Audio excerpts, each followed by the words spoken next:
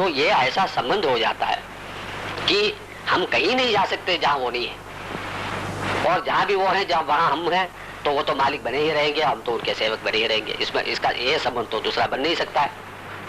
आप भक्त भी बन जाए फिर भी सेवक रहेंगे, आप मालिक जैसे भी बन जाए फिर भी वो मालिक रहे, आप उनके दास रहे।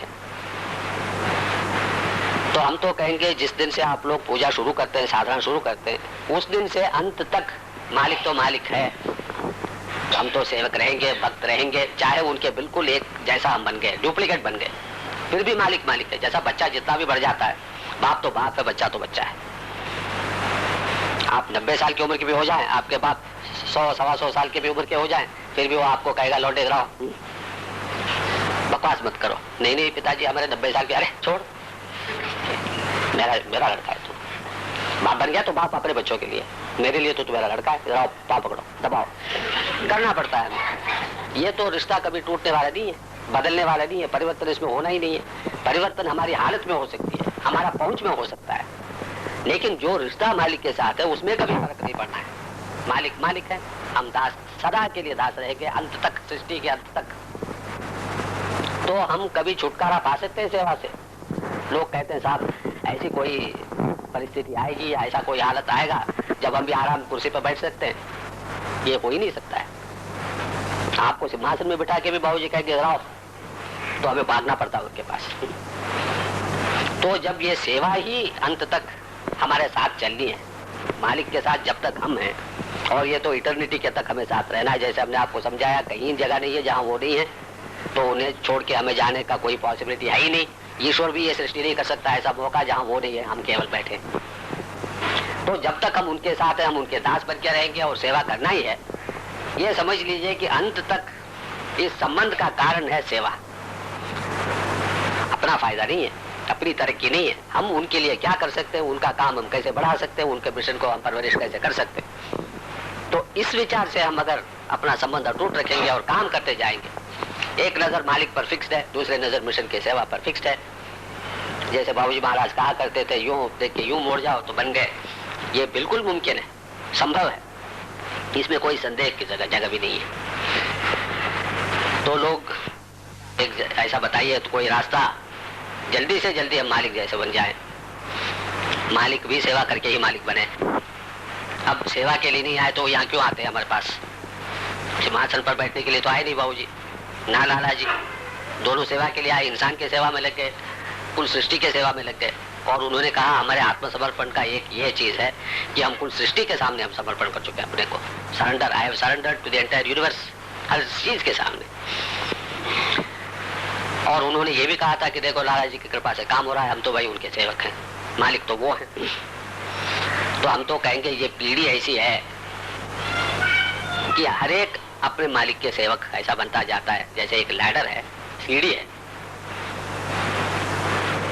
तो सपोर्ट तो यही चीज है कि मैं अपने मालिक के साथ प्रेम पैदा हो जाए, मोहब्बत पैदा हो जाए, भक्ति पैदा हो जाए, वो तो उनकी कृपा से होगी ही, इसमें कोई शक नहीं है। लेकिन उसके बाद परिणाम क्या होता है कि हम और भी अच्छी तरफ सेवा कर सकते हैं, पूर्ण दिल से सेवा कर सकते हैं, अपने कुल को न्यौछावर करके हम कर सकते हैं।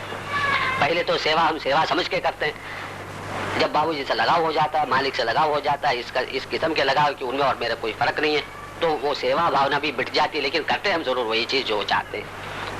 अब उसमें कोई दिलचस्पी भी ना हो, हम कर सकते हैं, वो कहे ना कहे हमें करना पड़ता है। कुछ उसके लिए तारीफ मिली या न मिली फिर भी करना पड़ता है, उसका कुछ तोहफा मिला या न मिला फिर भी करना पड़ता है, क्योंकि उनका काम मेरा काम है। भक्त का मतलब ये नहीं कि भाई हम पहुंच गए, अब ईश्वर तेरी मर्जी रही, तेरी कृपा से हम बन गए, अब रोज हमारा खुराक भेजते जाओ, हम आराम से घर पे बैठेंगे। कोई ऐसा नहीं है जिसका ये आराम कुर्सी, रिटायरमेंट हम कहेंगे, स्पिरिचुअलिटी में लफ्ज है ही नहीं। साहब हम कैसे कब रिटायर हो, ठीक है नौकरी से आप रिटायर हो सकते हैं, और प्राचीन पद्धतियों में घर छोड़ के आप संन्यास लेके निकल जा सकते थे, फिर भी रिटायरमेंट में जंगल में जाके बैठो, परिव्राजक बनो। स्पिरिचुअलिटी से किसी का रिटायरमेंट नहीं है। खास करके जो काबिल चेला बनेगा, जिसके हाथ में बाबूजी कुछ अपना हिस्सा काम भी सौंप सकता है, सौंप जाते हैं, उसका तो कोई छुटकारा हो ही नहीं सकती। कहाँ से उसको छुट्टी? बाबूजी एक बार हमसे, वो बीमार थे डेनमार्क में, काफी बीमार थे, बहुत दर्द, लेकिन उन्होंने कहा वो किसी के नाम लेके उन्होंने कहा उसे भेज दो, हम पूजा करा देते हैं। हमने कहा बाबूजी आप बीमार हैं, मैं जो हूँ अब तो कर लेते हैं। उन्होंने कहा देखो लाला जी साहब ने कहा रामचंद्र तुम्हारे लिए एक क्षण की छुट्टी नहीं मिलेगी लास्ट तक। हमने कहा साहब ये तो बेइंसाफी है, जब आप बीमार हैं। उन्होंने कहा देखो हम तो अपने को बीमार समझते हो, तुम भी समझते हो, लेकिन लाला जी जब हमें बीमार समझेंगे तब शायद छुट्टी मिलेगी हमें। तो हम अपने को बीमार समझे, हर एक समझ सकता है। हल्का सा सिर दर्द हम लेट जाते हैं, जरा सा पेट में दर्द एक बाटी की जगह 2 खा ली लेट जाते हैं। ये कोई बीमारी नहीं है, ये अपनी सृष्टि है। हम सही ढंग से जिंदगी काटने लगते तो हम बीमार क्यों होते? तो बीमारी जब वो रिकॉग्नाइज करेंगे, जैसे एक दिन ये भी हुआ था, बाबूजी महाराज काफी बीमार थे और हमने उनको बहुत कहा कि साहब आज आप काम नहीं करेंगे। उन्होंने कहा देखो शायद बाबू भाई पता नहीं ये लाला जी साहब तुम्हारे बात क्यों मान लेते हैं। उन्होंने कहा देखो रामचंद्र तुम बेवकूफ हो, माफ करिए हम उनके लव सपोर्ट कर रहे हैं। लाला जी साहब ने कहा तुम बेवकूफ हो, जब ये मौजूद है तुम इनसे क्यों नहीं काम लेते हो, आज तुम आराम करो। तो हमारा ये भी फर्ज हो जाता है कि हम मालिक को कुछ आराम भी दे सके। केवल हम उनसे आराम लेते रहे, बाबूजी आज हम काम नहीं कर पाएंगे। हाँ भाई क्या बात है, नहीं उंगली कट गई, जब हम तरकारी काटते थे उंगली कट गई, अरे उंगली कट गई, कुछ भाई दवाई दे दो इन्हें, कोई डॉक्टर साहब आप तो है ना बंधवा दीजिए। बड़ा कर दिया बाबूजी मोहब्बत के कारण, और ये भी पट्टी बांध के तमाम बच्चे जैसे दिखाते जाते हैं।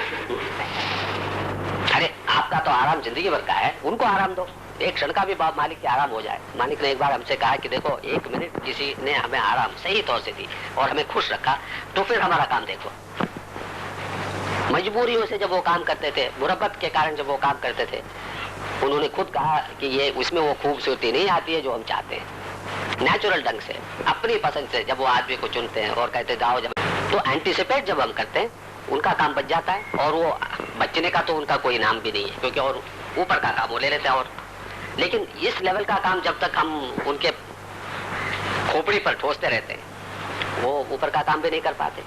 हमने एक बार पूछा कि साहब आप तो सर्वस्व है, सब कुछ कर सकते हैं, बैठे बैठे शाहजहांपुर से प्रिसेप्टरों की क्या आवश्यकता है? उन्होंने कहा तुमने देखो सही प्रश्न पूछा है, हमने भी बहुत सोचा इस पर। वैसे तो किसी की आवश्यकता नहीं है, लेकिन हम लगा लेते। हमने कहा किस लिए?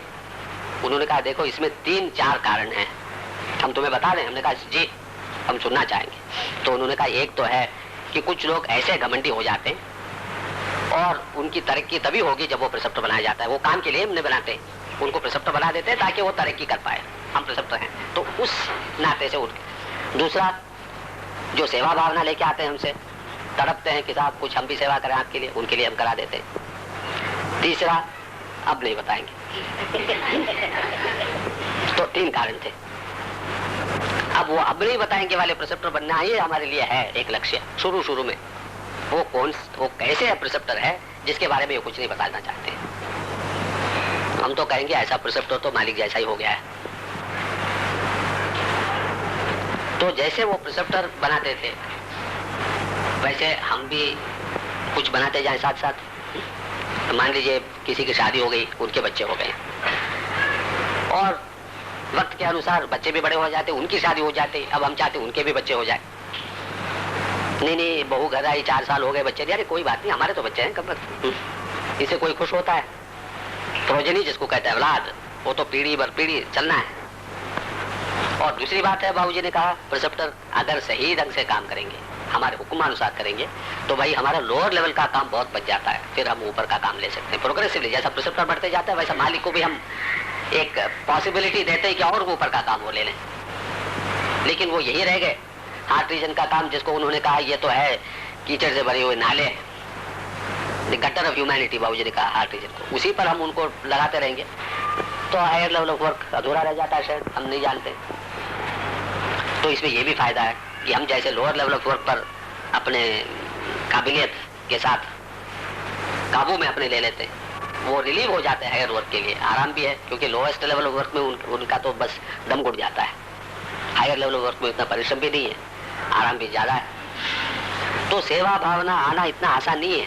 चप्पल तो लोग उठा के रख देते हैं और छड़ी दे दी हाथ में, हुक्का भर के आए, ये सब लोग सेवा है, सेवा इसमें कोई शक नहीं है। लेकिन लोएस्ट लेवल ऑफ सेवा है, जो केवल स्थूल सेवा कर सकता है वो तो लोएस्ट लेवल ऑफ सेवक है। जो सूक्ष्म पर आ जाता है, तवज्जो देके बाबूजी का काम बचा सकता है, उनके काम में कुछ ये भी भाग ले सकते हैं, वो तो अब सूक्ष्म पर चला गया। और जो इस काबिल लेवल तक पहुंच जाए कि मालिक जो सोचते हैं वो ये कर ले पहले से ही, वो तो कारण लेवल तक हम कहेंगे पहुंच गया है। फिर ऐसे शख्स में और बाबूजी में तो कोई फर्क नहीं रह सकती। और बाबूजी यदि एक नहीं चाहा ऐसा, वो उनकी तो इच्छा थी कि सब ऐसे बन जाए। कोई यहाँ बाप है या माँ है वो कहेगा मेरे 5 बच्चे हैं, एक IAS हो जाए तो काफी है, बाकी सब गाय चराते रहेंगे। हम तो चाहते सब बच्चे हमारे IAS या मल्टीमिलियनेयर।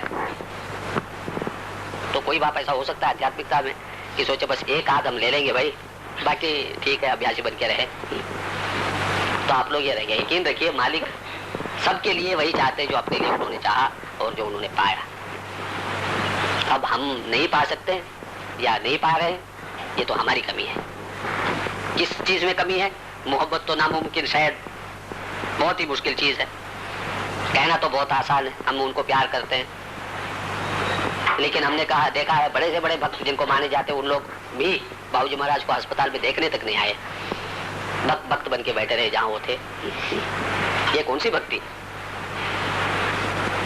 तो प्यार करना छोड़िए, प्यार क्या है समझना तो और भी मुश्किल है। सेवक हर अभ्यासी बन सकता है, सेवा से प्रेम पैदा हो सकता है। हम तो मिसाल देते हैं, कई घर में नौकरानी मान लीजिए 20 साल से है, बच्चों को उसी ने पाला है। बिटिया बीमार हो जाती है, नौकरानी मालकिन से झगड़ा।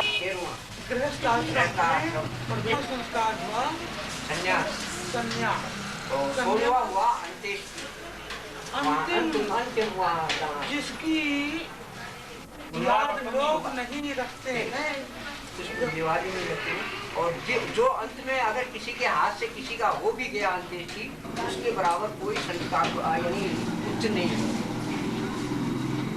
तो मान लिया जाए किसी के लड़के हैं फौज में हैं, आपने उसके वृद्ध अवस्था की अवस्था में ले जाके उसको कंधे से अंतिम कोई शिक्षा देता है, कोई टेक्निकल एजुकेशन के हैं, कोई कुछ है, कोई कुछ है, अवलंबित रहते हैं, सब अपने अपने लंबित रहते हैं, कार्य में सब लंबित रहते हैं, कार्य में सब पूरा घर रहता है।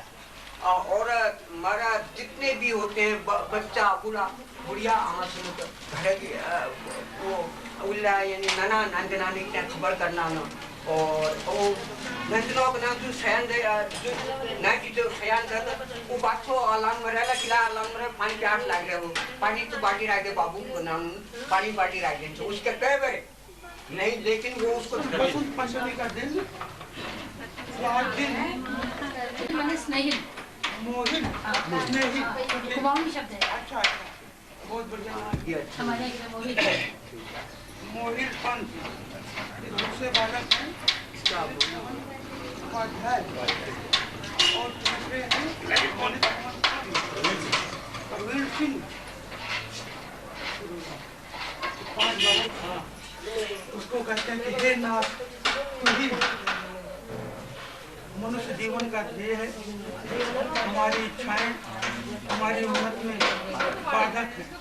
अब इन लोगों की इच्छा यही तो है कि ये कुर्सी न जाने पाए जो राजतंत्र में लगे हुए हैं, तभी तो बाधक बन रहे हैं। और तू ही हमारा एकमात्र स्वामी और इष्ट है। परमात्मा पूरे ब्रह्मांड जो है वही इष्ट है, उससे बढ़कर कोई है ही नहीं, हो ही नहीं सकता। उसी से हम लोग कहते हैं कि बिना तेरी सहायता तेरी प्राप्ति असंभव। परमात्मा की जब कृपा होगी, जब वो मदद करेगा तभी हाँ उपलब्धि होगी उसकी। स्वामी दयानंद जी के सामने मुंशी राम जो कि बाद में स्वामी श्रद्धानंद बने बरेली में, उनका प्रवचन हो रहा था, प्रश्नोत्तर हुआ। तो स्वामी दयानंद जी ने शंकाओं का समाधान किया, ईश्वर विश्वास के बारे में ये बातें कही। तो मुंशी राम ने कहा कि आपके तर्क के सामने मैं नतमस्तक तो हूँ, लेकिन मुझे विश्वास नहीं होता। तो स्वामी दयानंद ने कहा कि बिना परमात्मा की कृपा सहायता के विश्वास नहीं, इसलिए उसकी कृपा और उसकी कृपा कभी मिलेगी जब हम अपने कर्म सही संभाल के आप कहते हैं कि परमात्मा की कृपा है, इसका मतलब आप शुभ कर्म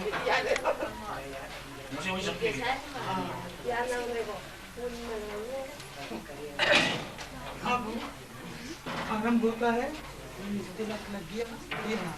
चम्मच और चाहिए, चम्मच कम और चाहिए। तीसरी बार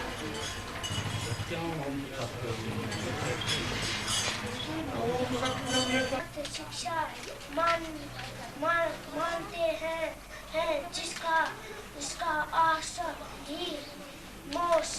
जगत का अपने अनंत महिमा से एक ही विराजमान राजा है जो इस मनुष्य आदि और गौ आदि प्राणियों के शरीर की रचना करता है। हम उस सुख स्वरूप सकलैश्वर्य के देने हारे परमात्मा की उपासना अर्थात अपनी सकल उत्तम सामग्री को उसकी आज्ञा पालन में समर्पित करके विशेष भक्ति करें। ओम एन